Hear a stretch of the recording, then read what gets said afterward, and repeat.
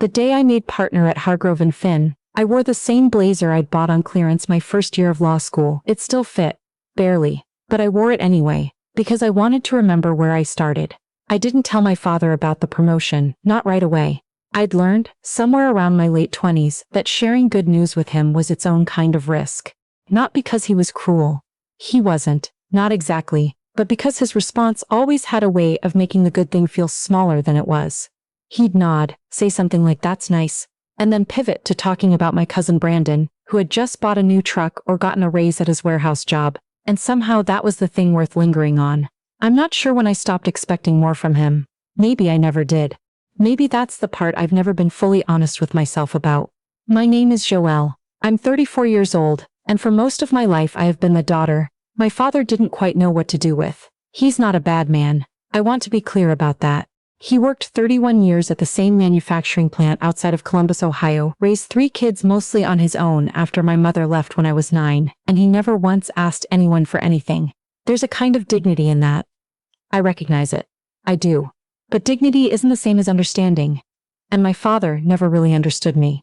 I was the one who stayed up reading after he told us to go to bed. The one who applied for every scholarship I could find and got into Ohio State on a full ride, while my older brother laughed and said I was going to come back in 4 years thinking I was better than everyone.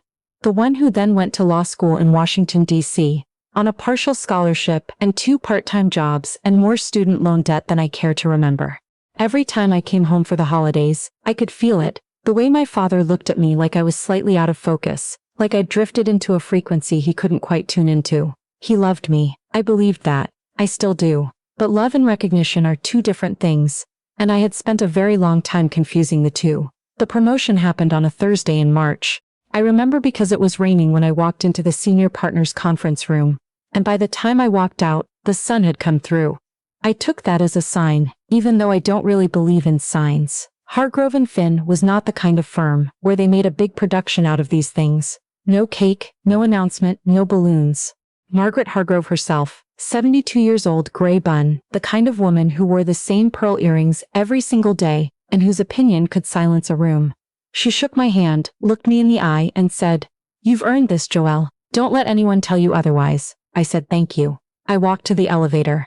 And then I sat in my car in the parking garage and cried for 10 minutes straight, because that was the first time in as long as I could remember that someone with authority over my life had looked at me and simply told me I was enough. I called my best friend first, then my mother, who now lived in Phoenix and cried harder than I did. Then my brother, who said, "Okay, but does that mean you're rich now?" Which made me laugh. My father was the last call I made. It went to voicemail. I left a short message, something like, "Hey, Dad, just wanted to share some good news. Call me when you get a chance." He called back 3 days later. I was in a deposition. He left a voicemail that said, "Hey, Joe. Got your message. Good for you. Brandon's thinking about opening his own auto shop. You should talk to him, might need some legal advice." I listened to it twice. Then I deleted it.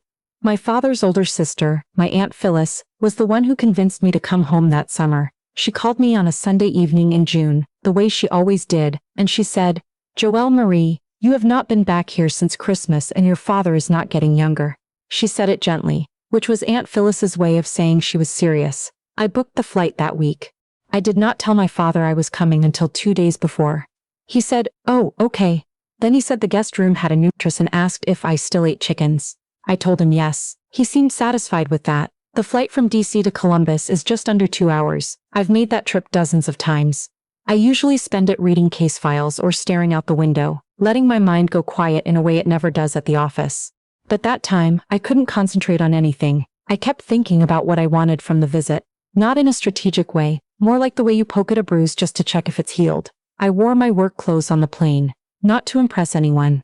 It was a Friday. I'd come straight from the office, and I hadn't had time to change. Dark slacks, a silk blouse, the blazer I'd bought to replace the clearance one. My hair was up. I was tired. I didn't think anything of it. I was just a woman on a plane going home to see her father.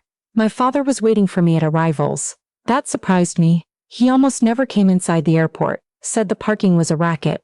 But there he was, standing near the baggage claim in his good flannel shirt, the one he wore to church and to funerals and apparently now to airport pickups. He looked older than the last time I'd seen him. Or maybe I just noticed it more. He hugged me, short, solid, the kind of hug that communicates presence without vulnerability. That was his style. Flight okay, he asked. Yeah, I said. Good. You eat? I'll eat when we get home. He nodded and took my carry-on from me without asking, which was the most tender thing he knew how to do. We walked toward the exit together, and I felt, for a moment, like maybe this visit could be different. Like maybe the distance of the past few months had softened something between us, or cleared the air. I let myself believe that for about 60 seconds, then we reached the main exit doors. There was a car idling at the curb. A black town car. The kind you see at corporate pickups. A driver in a dark jacket was standing beside it, holding a placard. I didn't pay attention to it at first. These things were everywhere at airports. But my father stopped walking. Stay back from that, he said, stepping slightly in front of me. I looked at him. What? That car, he said, nodding toward the town car. Don't get near it. Probably some business thing. They don't want people crowding around.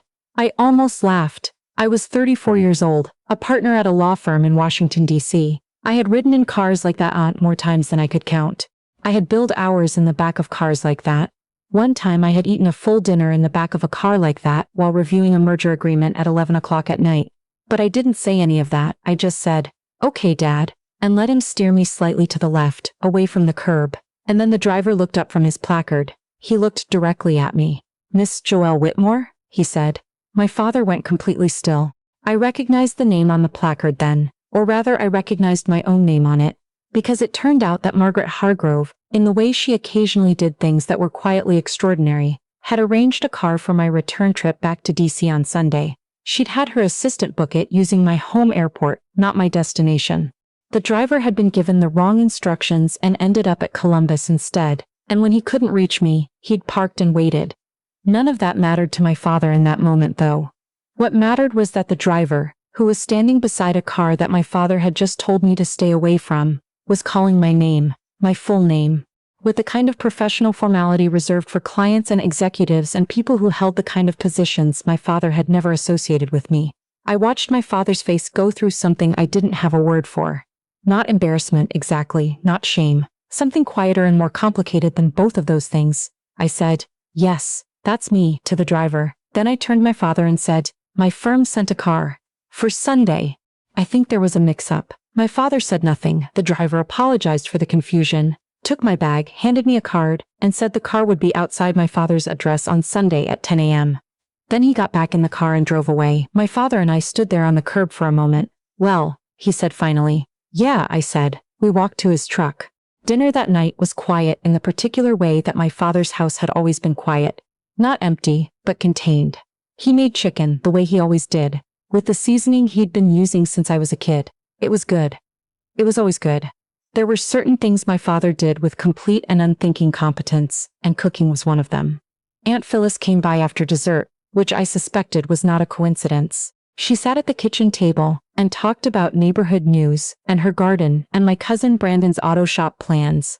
And the three of us fell into the comfortable rhythms of people who have known each other for a very long time. My father didn't mention the airport. I didn't mention it either, but I noticed that he refilled my coffee without being asked.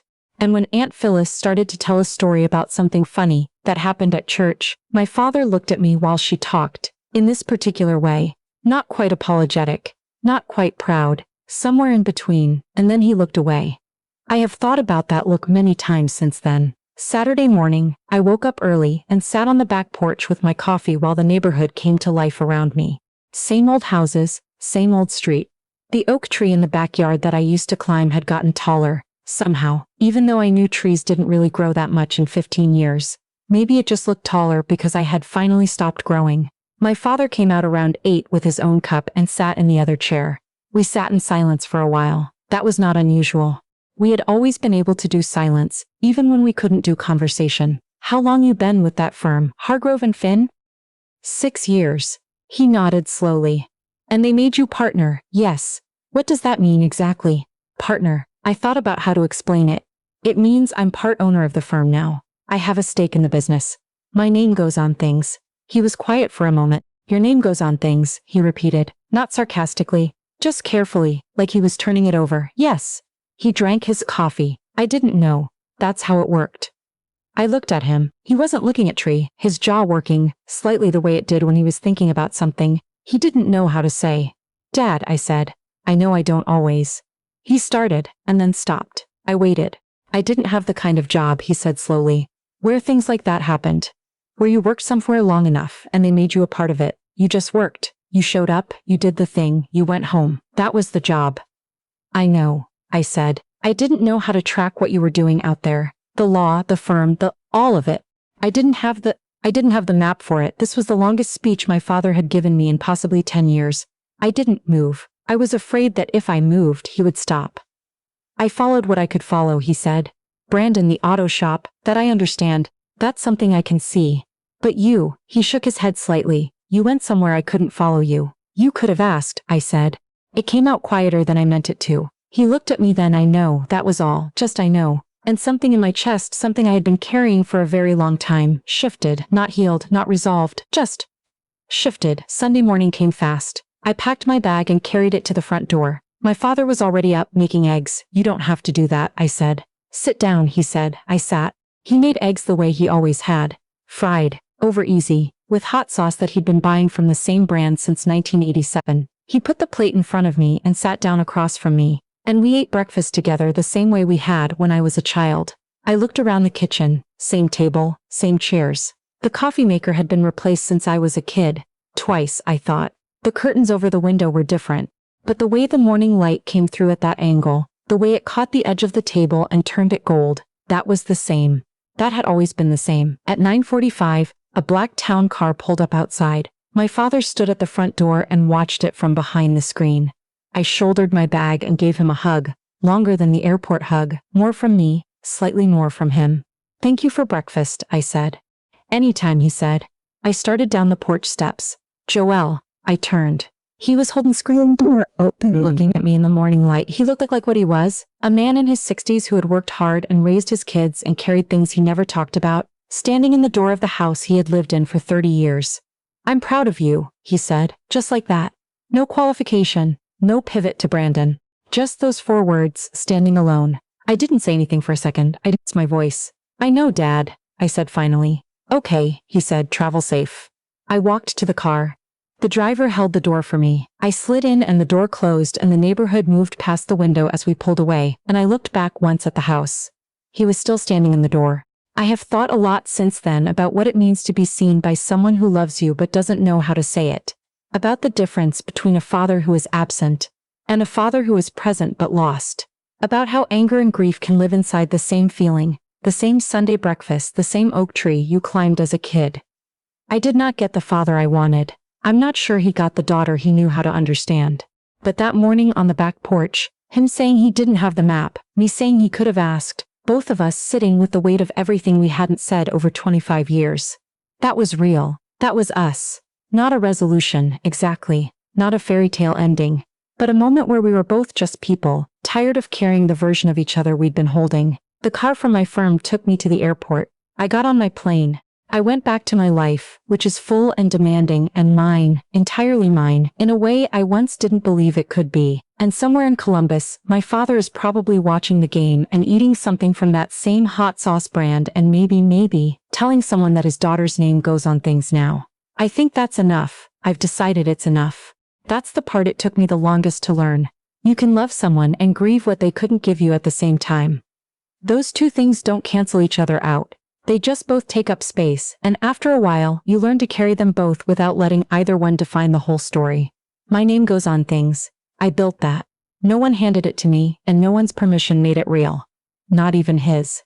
But I'll be honest, when he said those 4 words on the porch, standing in the door of the house I grew up in the morning light, I felt them land somewhere I hadn't known was still waiting. And that was something too.